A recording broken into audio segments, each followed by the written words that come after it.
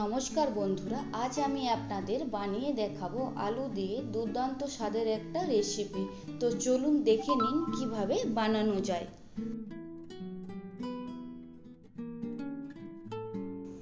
Pressure কুকারে পরিমাণ মতো আলু দিয়ে সেদ্ধ করে নিন।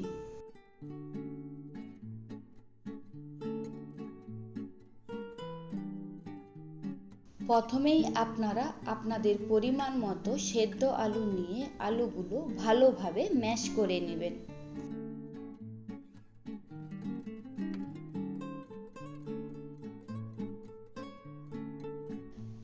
এরপর 3-4টা স্লাইড পাউরুটি নিয়ে ছোট ছোট টুকরো করে আলুর মধ্যে দিয়ে দিন।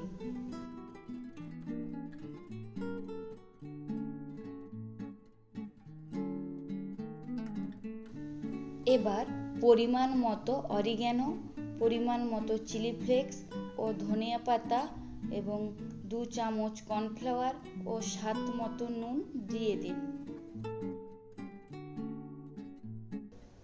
এবার সব কিছু ভালোভাবে মেখে নিন।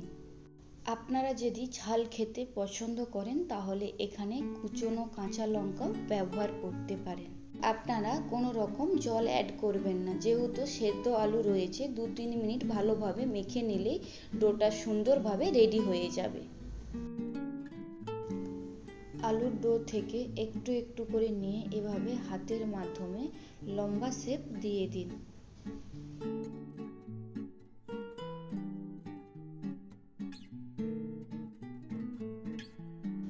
একইভাবে অন্যান্যগুলো তৈরি করে একটি ছুরির দ্বারা ছোট ছোট করে কেটে নিন। এবার একটি কাঁটা চামচ দিয়ে ভালোভাবে শেপ দিয়ে দিন। একইভাবে সবগুলো তৈরি করে নেবেন।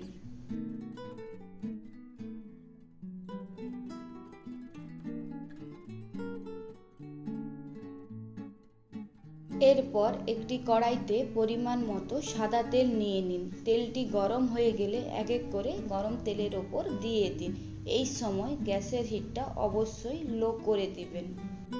ইভিনিং টাইমে যদি আপনি বাড়ির সকলকে এরকম গরম গরম আলুর স্ন্যাক্স বানিয়ে খাওয়ান তাহলে ইভিনিংটা পুরো জমে যাবে।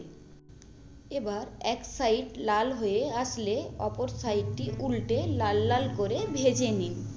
এই রেসিপিটা 10 মিনিটেই বানিয়ে নেওয়া যায় এবং উপকরণও অনেক কম লাগে। একবার হলেও আপনারা এই রেসিপিটা বাড়িতে ট্রাই করে দেখবেন। আলুর স্ন্যাক্সগুলি ভাজা হয়ে গেলে কড়াই থেকে তেল ঝরিয়ে তুলে নিন। আপনারা ইভিনিংয়ে গরম গরম চা কিংবা সসের সাথে পরিবেশন করতে পারেন।